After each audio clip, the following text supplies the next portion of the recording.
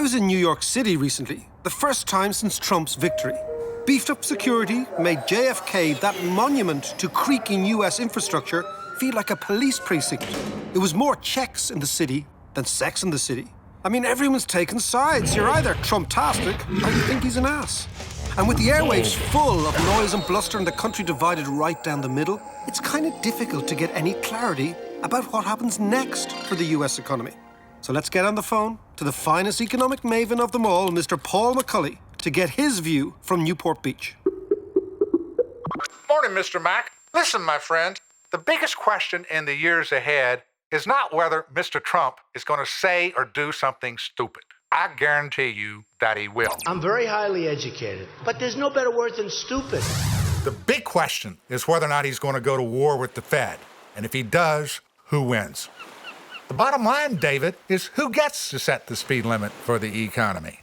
The answer is grounded in a wonky concept called potential growth. Bear with me.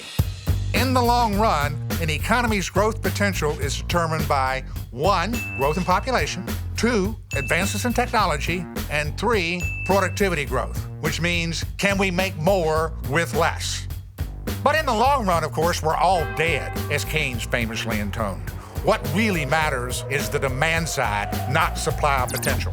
Okay, Paul, now I get it. So demand is the key, and that's what drives unemployment, inflation, and interest rates, and thus, in turn, stocks, bonds, and exchange rates. So obviously then, politicians, they're going to try to push the economy into booms to win elections.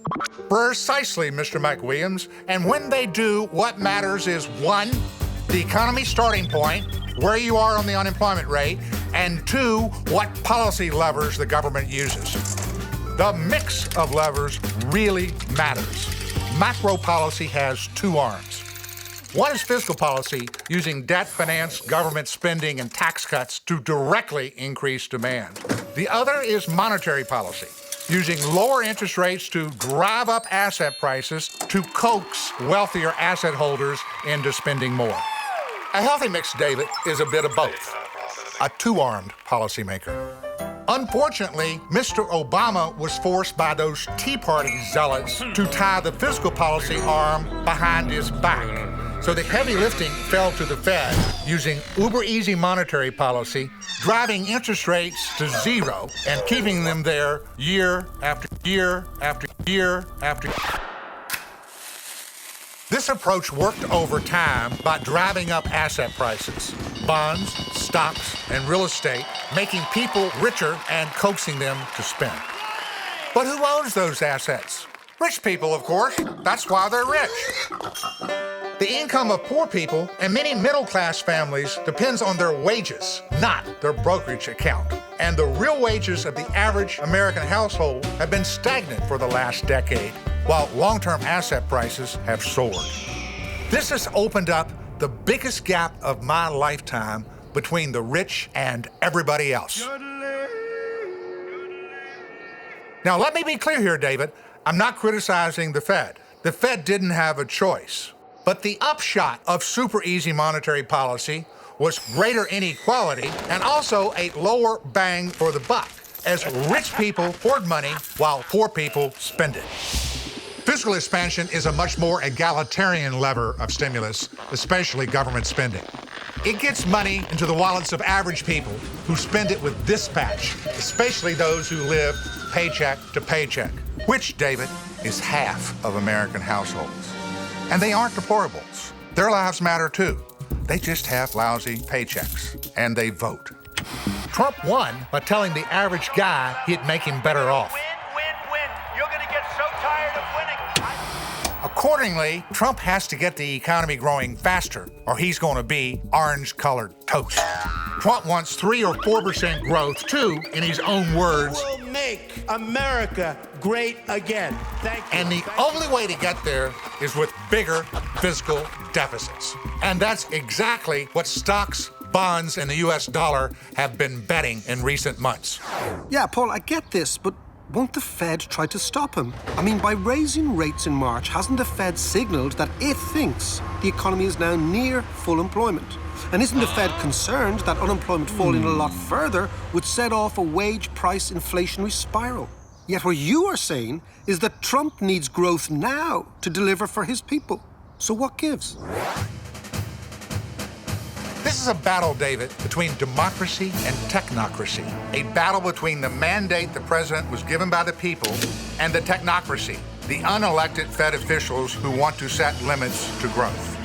It's the people versus the elite, as Steve Bannon might say. So who wins? The reason, David, that the Fed has posted a 2% speed limit is because the unemployment rate has already fallen from 10% to below 5%.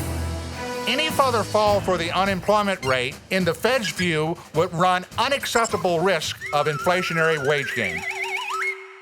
If the president wants to step on the fiscal policy gas to get growth to 3-4%, the more likely it will be that the Fed will want to tap the monetary brake to pull growth back towards 2.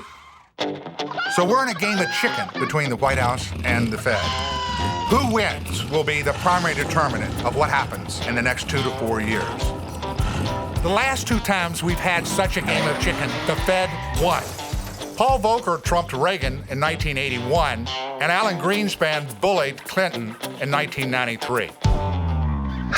The Fed has been top dog calling all the shots. The issue now is whether or not the Fed will remain the boss under this administration. The populist revolt of the last year changes everything. Remember, David, Republicans always spend money that they don't have when in power, regardless of what they say when they're in opposition. So this game of chicken could get very interesting.